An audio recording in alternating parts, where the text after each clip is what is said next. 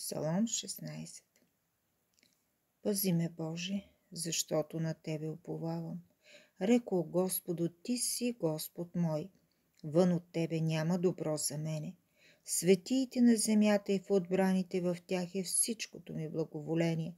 Скърбите на уния, които заменят Йehова с друг Бог, ще се умножат.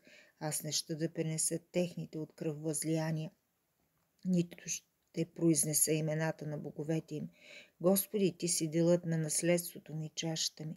Ти поддържаш това, което ми се е паднало. Моят дял падна на приятни места. Да, получих прекрасно наследство.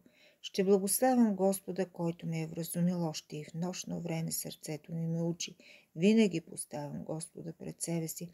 Понеже Той е отдясно ми, аз няма да се поклатя.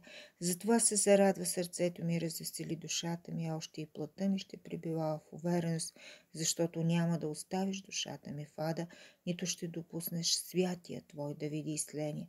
Ще ми изявиш пътя на живота. В Твоето присъствие има пълнота на радост. Отдясно на Тебе всякога веселие.